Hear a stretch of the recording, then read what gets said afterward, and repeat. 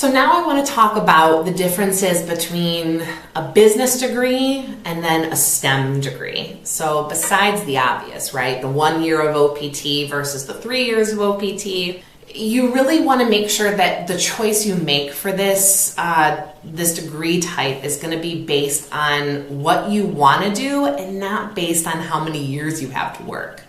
There's plenty of students that I know who choose to get a STEM degree. They don't put a lot of thought into it. And then they have these 3 years of OPT, but then they don't know what to do, or their degrees don't match. And so recruiters find it really difficult to see why they'd be a good fit for a position. So really make sure that you are picking a STEM degree, if you're going to, that is going to match with your undergraduate degree, and be compatible and actually help you. And there's plenty of programs, if you do some research within the schools, where it seems like it would be a business degree, but it actually qualifies for STEM in that school. So a lot of those are kind of like the diamond in the rough, for like the hidden jewels of the degree field, where you can really get a degree in what you want to get it in and have it qualify for 3 years of OPT. So for the first year of OPT, if you're a STEM student, first year of OPT, you can kind of get away with almost anything that you want to do. So if there's a couple different areas that maybe are like a little bit of a match to your field, but maybe not an exact match, you can do that for your first year of OPT. That's fine. The government gets a little more strict on your second and your third year of OPT, which are your STEM years of OPT. And you have to be working in a job that is going to be an exact match. And you also have to be working in a job that is not a contract position, which means you can't be working for a company and that company can't be hiring you out to other businesses to do work. So you have to be, whatever place that you're in, that has to be the person who gave you that offer letter. So that's like a new update actually to the STEM policy. So just something that you should know. For business students, that first year of OPT, it can be really crucial. If you are looking to find a job, you have to be active. Your preparation needs to be completely on point. You need to be ready to ace those interviews and find a job as soon as you have your EAD card. The reason why is, depending on graduation, you may only have one chance to enter the H-1B lottery. You may get two chances if you are one of those lucky people who graduates in like February or March, and you can like start your OPT after April, and then if you could find someone to hire you, you have that chance, and then you have the chance the next year too. So, you know, take a look into your school and see if there's like ways that you can either like extend or possibly shorten your graduation time to try to get it in that sweet spot of like a February, March graduation date, because some schools are really flexible with that.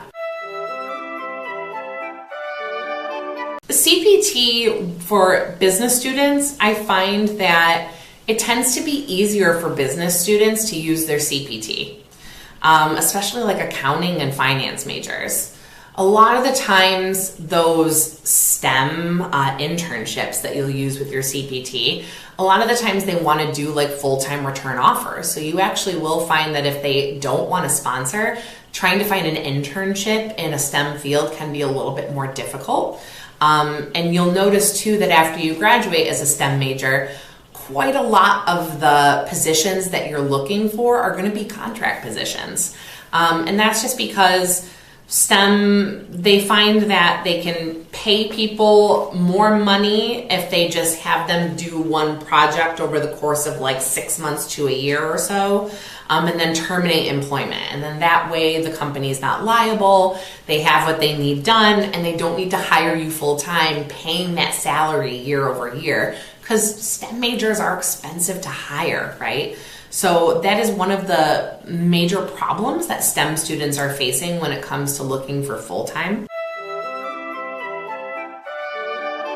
So E-Verify is a government organization, and it's part of the USCIS, and that They have like an internal database that tracks what you're doing, what you're learning, and making sure that the work that you're doing is legitimate. So only STEM students have to worry about E-Verify. What this means for STEM students is your second and your third year of your OPT, your STEM years, they have to be with an E-Verify company. And not every company is E-Verify. There are some large companies actually that aren't E-Verify at all. So you need to make sure that they're E-Verify before you even waste your time applying for positions. In the application at the bottom of the job description, they should have a disclaimer for most companies that are E-Verify that says that they are E-Verify. So really pay attention to that aspect of the application process to make sure you aren't wasting your applications. Now let's talk a little bit about sponsorship, because this is the big difference between business and STEM majors. So for business majors, you have to be a little bit more aggressive with your need for sponsorship and your negotiation tactics with sponsorship. This doesn't mean that you should be asking or telling that you need to be sponsored in the first round interview. Quite the opposite, actually. But as you get further along in the interview process, some negotiation of how you try to get H-1B can come into play. And there are three key differences you need to look for. So the first one is going to be, does the company want to sponsor? So some companies want to, some companies don't. They may not have a reason, they just don't want to. It's just part of their policy, part of their practices. The second reason for why sometimes companies don't sponsor is because they don't want to spend the money. So if that's the issue, then the way you negotiate has to change a little bit, right? And the third reason why some companies don't want to sponsor is because they've been burned by previous hires in the past, who they hire, they sponsor, as soon as they get that H-1B, boom, they're out the door to like Google or Amazon or Apple or one of those companies, and they transfer their H-1B. This is just a point to remember. As you go into this, try not to do that to companies. If they sponsor you, at least try to stick around for your first 3 years, because otherwise what you're doing is you're burning bridges for future students who are graduating, right? So just keep that in mind. But that could be the third reason, or that could be one of the three reasons why they don't want to sponsor. So your job is to actually figure out the reason why they don't sponsor. And if you can get that information from them, you can change your approach or your tactics for how you negotiate to close that deal and get them to sponsor you and to hire you.